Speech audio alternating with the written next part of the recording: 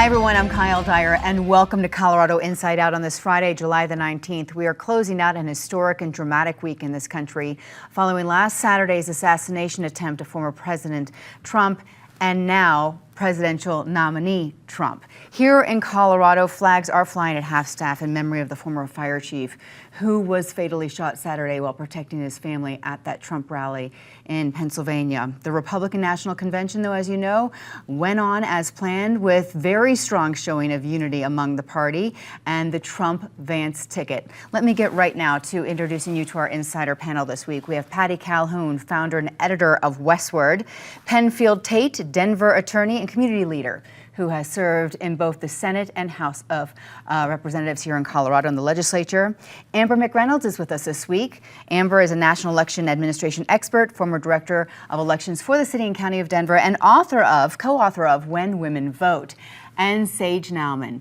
He is a conservative columnist, commentator, and strategist, and owner of Anthem Communications. Thanks you all for joining us this week. Last night, as he accepted the Republican Party's presidential nomination, Donald Trump started with a compelling account of what happened last weekend and thanked God and his supporters. And then Trump continued on for an hour and a half. We were told, Patty, that he ripped up his original speech after what happened last Saturday. And then this was 90 minutes, I don't even remember how many minutes, 133. Too many. Yes, too many.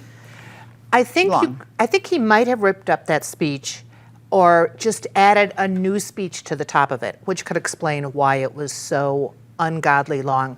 It was still a real kumbaya moment, or 120 or 30 moments at the convention, but right now probably in Milwaukee, as they're all trying to get the hell out of that city, no telling if things are still as lyrical for the Republican Party.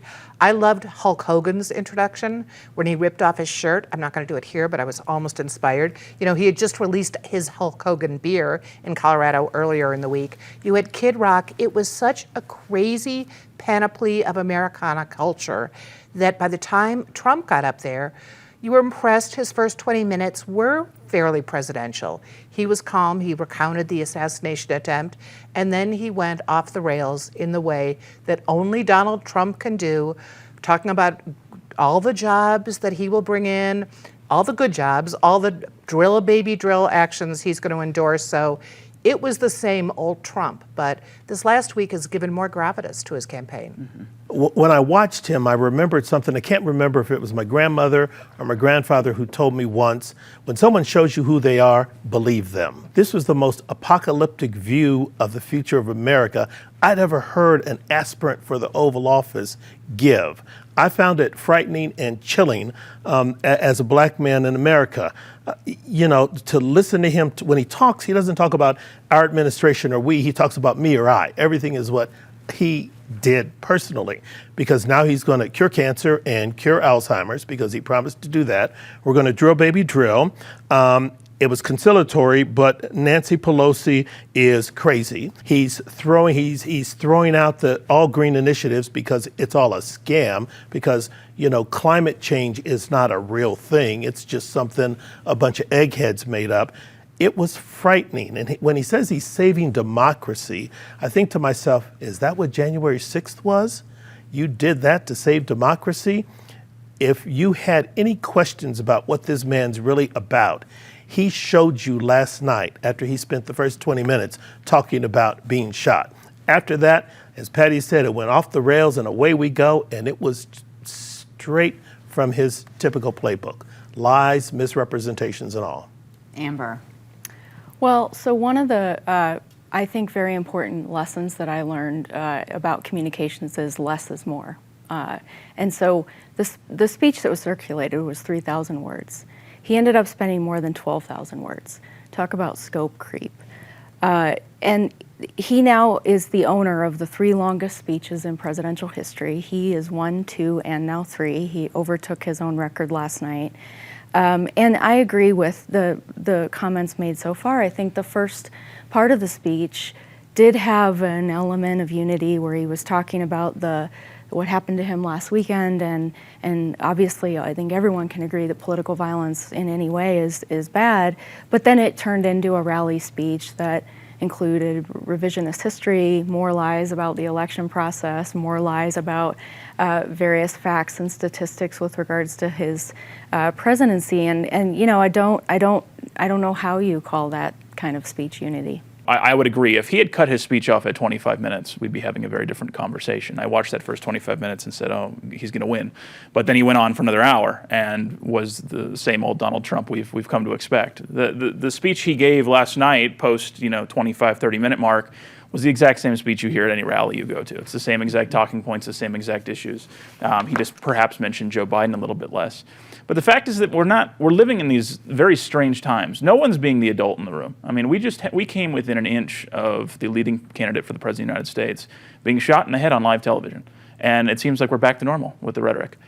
We had Ben Carson on stage saying they tried to kill him. Well, unless, Matthew Crooks identifies as they, them, no, it was one man who tried to kill him. It was not the entire left. And the same goes for those on the left talking about those on the right, that they're all Nazis. I think the Lincoln Project, within 48 hours of the assassination attempt, put out a video of Donald Trump and videos and pictures of Adolf Hitler comparing them. Nobody is trying to bring the temperature down. Everyone's taking advantage of these situations, and we shouldn't be surprised with the results when that's the case. Okay, let's talk now about President Biden. Democratic strategist Van Jones said Wednesday night when the president was diagnosed with COVID, a bullet couldn't stop Trump, a virus just stopped Biden. As we sit here Friday morning, the president has not given in to any requests at this point to step down from the ticket. Van, I'll start with you. I think it's kind of interesting to watch both on a national level and on the local level. I think the biggest opponents the Democratic Party has in this presidential campaign is the Democratic Party.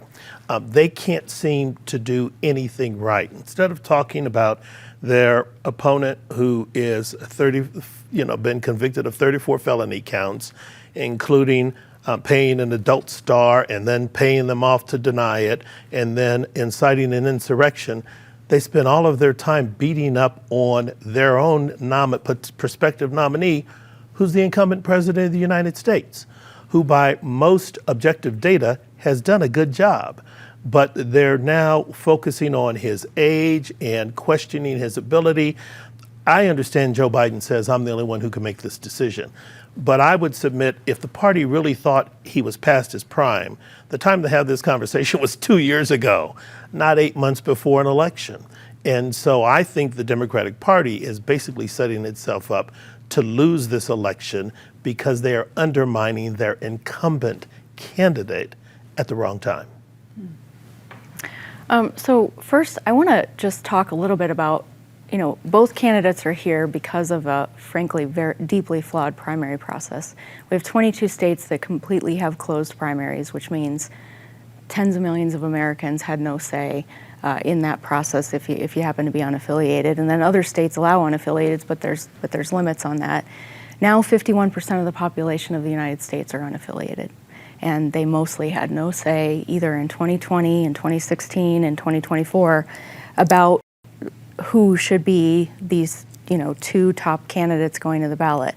And I think that, when you've got an incumbency, and I saw this in 2020, the Republican Party basically tried to shut down and did shut down most of the primaries in 2020 because they had an incumbent president. Now, fast forward to 2024, that similar sentiment happened. Florida and North Carolina Democrats canceled the primaries completely, and we saw that kind of transpire. And I think that what that does is just further marginalize voters, and it creates this vicious cycle of disengagement and disenfranchisement. And everyone needs to focus more on what this actual process looks like for nomination. And then the final thing I would just say, I actually look back at the history of brokered and contested elections, and two very significant presidents came out of brokered and contested elections. One was FDR in 1932. It was after 4 rounds of balloting during the Democratic Convention. And another was Abraham Lincoln in 1860. He came through after 3 ballots. You hear a lot of this, it's chaotic and all these things. There are processes, there are procedures, and there's historical precedent for many of our very notable presidents that have come out of that situation. Whether it's for political reasons or whether it's actually noble, I think that Democrats asking Biden to step aside is the right move. Because regardless of what you think of the man and his accomplishments, the fact is that if you watch him on television, he is not going to make it potentially through this campaign to be able to actually put up a fight against Donald Trump, let alone be president of the United States for the next 4 years. And so I admire Democrats who are willing to step up and, really, buck the head of their party and say, hey, I think it's time for you to step aside. I think it's going to be fascinating to see what happens. I mean, right now it seems the indications point to Biden stepping aside. I think a broker convention will be fascinating to watch. And I think to a certain degree, maybe it will infuse a little bit of enthusiasm because it is something we haven't seen in generations. And I mean, I think the closest we've come was, in '76 perhaps. Ford versus Reagan was probably the closest thing we had. So maybe that'll bring some enthusiasm, but it'll certainly most likely bring a younger candidate who I think is able to at least stand on the stage with Donald Trump and debate him. And that right now the Democratic Party doesn't have.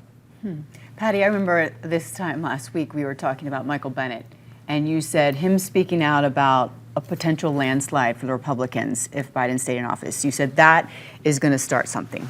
Well, it has, and now 2 senators, including John Tester of Montana most recently, have flat out said Biden has to go. We sat here 3 weeks ago pretty dumbfounded because that was right after the first debate, and none of us had thought that Biden would do as badly as he did.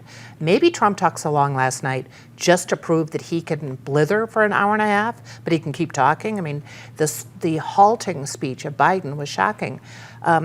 It's great. Well, we can't get an older candidate. I think it would be impossible. So I'm glad Sage mentioned we would get a younger candidate.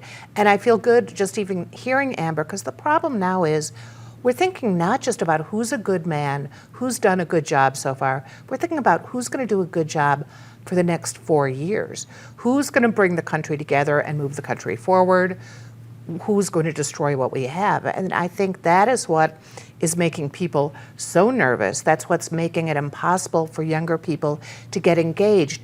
It's not like the election is fixed. It's just the system is broken. And to get new voices in and the people we want to hear, they're not coming forward. So this may be the sacrifice zone, and a COVID bug may do it. Mm-hmm.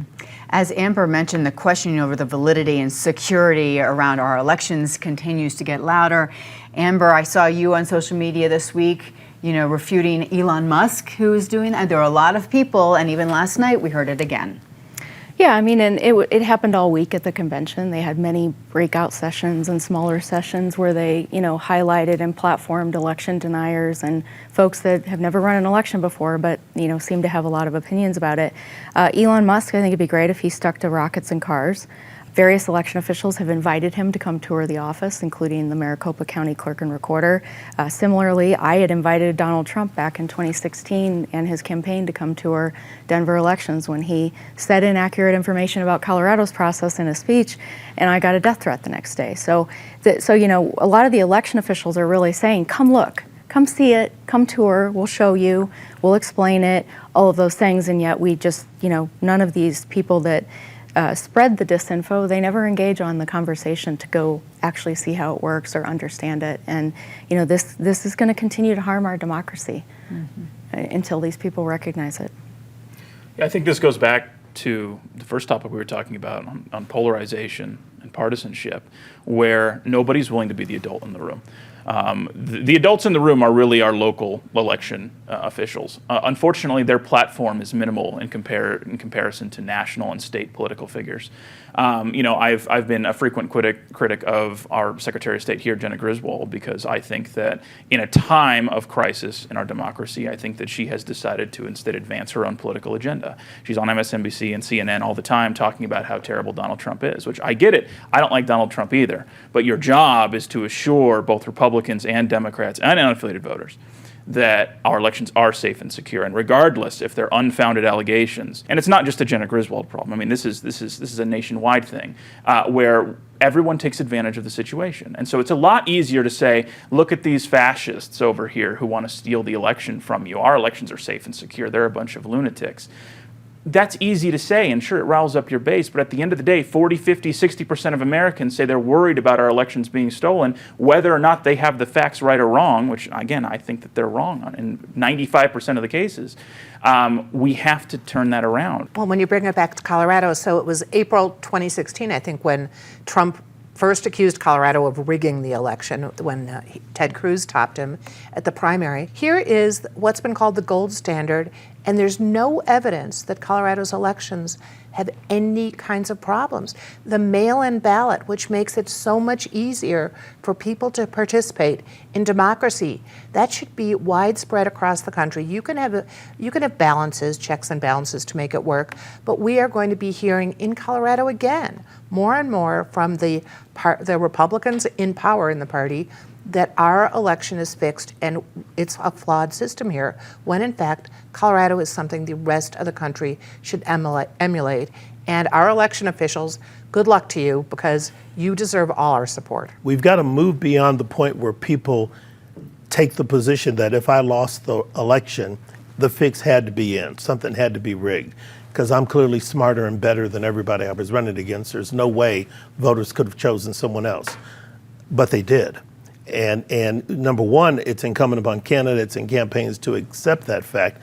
But I also think, as others have said, local election officials need to be louder about the accuracy, the veracity, and the integrity of the process.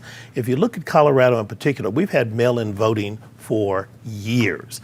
And it's been sponsored and expanded by both Republican and Democratic secretaries of state. And at a local level, at either statewide races or local races, no one's questioned the integrity of the mail-in ballot process. And indeed, I think it builds civic engagement, because a lot of households are like mine. We get our ballots, open them up, sit around the kitchen table, and talk about stuff. And that's how it should be. For our democracy to survive, this may be the biggest battle that we have to win, is convincing people that we have fair and honest and valid elections, which is what we have.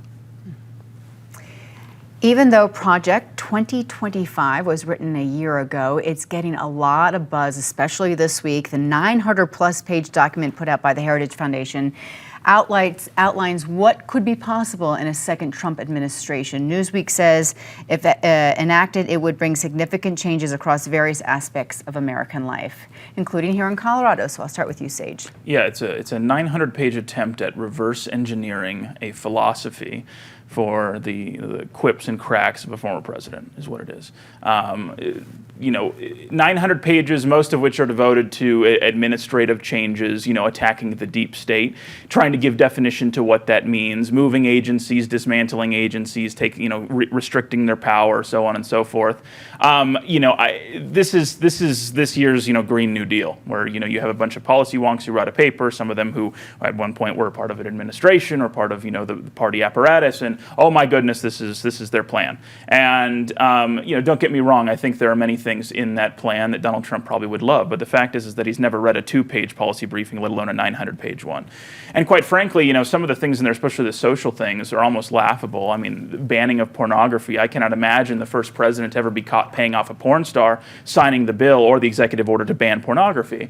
But with that being said, I think you're going to keep seeing. I think that Joe Biden's campaign put out a statement after Trump's speech last night that referenced Project 2025. They're going to keep hammering on it because it's 900 pages worth of content. Donald Trump's speeches are the same thing over and over. I think that you mentioned 12,000 words in last night's speech, of which the majority were repeated. It's the same thing over and over. Now you have 900 pages of real policy proposals that you can dig into and tear apart. We're going to keep hearing about it, but at the end of the day, do I think it's Donald Trump? No. Do I think he's going to like some of the ideas and try to implement them? Sure. But it's just, it's a policy institute who put together something and put it out there, and it should be taken with a grain of salt. Okay. Patty. And probably a shot of whiskey, because if you start looking through it, you can take a lot of these things and they are horrifying. I mean, you can tear them apart, but they can also terrify you if you think that is really going to be the marching order for Donald Trump, I think what we saw last night is no one gives Donald Trump marching orders. I mean, he comes up with his own. You can give him excuses, you can give him suggestions, but he is going to wind up doing what he wants to do, which might indeed include signing a law banning pornography. But I think all the wonky think tanks on both sides aren't going to really influence what he does. He's going to do what he wants to. Okay, Penn? Now, I have to confess, I have not read Project 2025 yet, and I don't know if I will. And I appreciate Sage's comments. From everybody I've talked to, his analysis is right on point. I would just share anecdotally an experience I had with a friend about Project 2025 who is politically active. And she called me and said, Penfield, you really need to read this thing. It is frightening. And I said, well, what's wrong with it? And she sort of gave some examples. I said, well, yeah, it's kind of out there, but, Trump has disavowed it. And she said, well, it's so reprehensible. It does everything except legalize slavery. And then she said, oh, wait, I think it does that too. So hopefully, I think Patty's right. Donald Trump marches to his own beat, and nobody, especially someone who writes a 900-page policy document, is going to tell him what to do. And this is America. Everybody's entitled to their own opinions and their own point of view.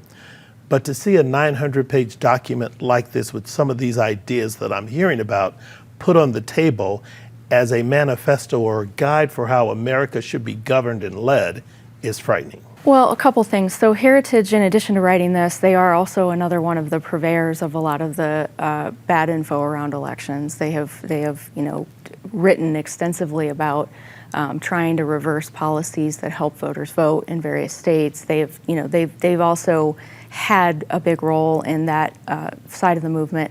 With regards to the specific document, I think that it sort of goes back to when someone tells you who they are, believe them the first time. A lot of the people that have drafted this and have been a part of the research and have been a part of putting this together were all in the first administration and will likely be in the second administration. And so, yes, it is a think tank. Yes, they have put this together, but it is an extensive list of ideas and priorities that has been put together by people that were in the administration the first time, and we can all remember he was frustrated because he didn't have more power than he felt he should have had, and so this is a path to enact that and deal with some of those frustrations that they all had when they were in the administration, and it probably is a lot of people involved in this will be a part of any future or potential Trump administration. Let's get to some of the highs and lows. We've had a lot of lows this week. Let's continue with that so we can end on a positive note, Patty. I'm going to end on a very high low because it was so amusing for about 5 minutes. The Colorado singer, Ingrid Andress, who sang the national anthem at the hit Home Run Derby on Monday night, gave all Colorado singers a bad name. Mm-hmm. Yes, from Douglas County, and said she was drunk and she's going to get help. Yeah, that was bad. Should have gotten help before she sang. But for me, it's Lauren Boebert on 2 counts. Number 1, for suggesting she'd be a great Interior Secretary. 2, for rather than focusing on the issue, introducing a bill to deny pay to the head of the Secret Service because of what happened with Donald Trump. You talk about misguided priorities. Okay, Amber. My low is politics. Okay, That's it. all right. It's simple. Yeah, the first one that came to my mind is D, all of the above. But on a non-political note, we lost Bob Newhart, one of the comedic geniuses of really the golden age of comedy, in my opinion, is no longer with us. Long life, and it's sad to see another one go. Yeah, just the thought of him makes me smile. He's Right. great. All right, let's talk about something good. Despite all the problems with the 16th Street Mall, a record year for Denver tourism. Also, we just ended the first year of Mike Johnston's role as mayor of Denver, so let's hope the city keeps improving. Yeah, the state of the city is Monday. Yes. Penn. The Olympics are coming. Hallelujah. We need something light and happy. I agree with you so much. Amber. For me, actually, so once a month, the women in my neighborhood get together and it's always on a Thursday, so it was last night. And the first time I went, it was the first time I had met a lot of them, and they all asked me what I did. And then ever since, so this is the third one I was at, their questions about elections continue to build. And we had a 3-hour, we ended up having a 3-hour conversation last night. Many of them were completely disinterested from going and watching the speech, and instead wanted to sit and hear and just ask me questions about various things. And they all, one of them actually said, I served as a poll worker in 2022, and 4 or 5 other of them said, oh, I want to do that. And they all started talking about it. So my high is actually these communal conversations that I think, and there were all different party affiliations, by the way, sitting there and talking to each other and thinking about this. And I think there's something here that we could all be doing in our communities, in our groups, to try to bring people together and teach each other and learn from each other, and maybe that in and of itself will heal our politic. I like that. Good. Admittedly, I haven't been able to read very many happy stories this last week, but one that I've seen come across my feed twice, and I admittedly didn't read the story, but I read the Facebook comments, was there is a giant animal walking around a park in Colorado that resembles a giant guinea pig that is apparently, I think, from Australia originally. It's not native. Someone either let it loose or I don't know how it got out there. But twice now I have seen a picture of this thing come across my feed and read the hilarious comments about people saying to just leave it the heck alone and let it live its life or die naturally. But that picture of this random animal I've never seen before has twice, just for a brief moment, taken my mind off of the crazy week in politics. And like Penn, I'm just waiting for next Friday and the opening ceremony. And I think now is the time for us all to come together as Americans and cheer on Team USA.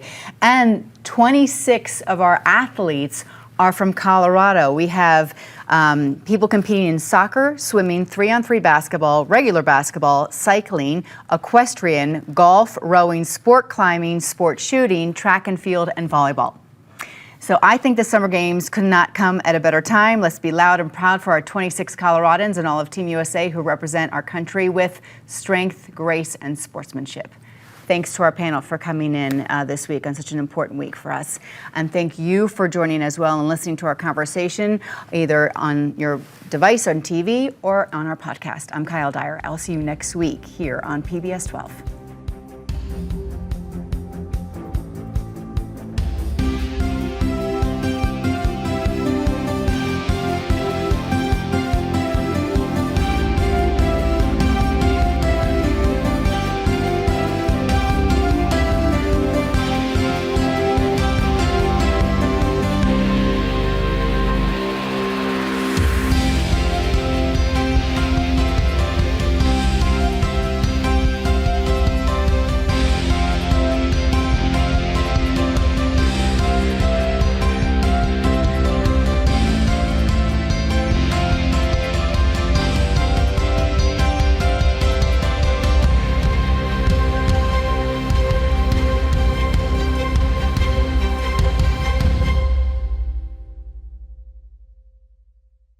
PBS 12 believes in the power of original, local programming. Help us bring more shows, like the one you just watched, by donating at pbs12.org/program support today.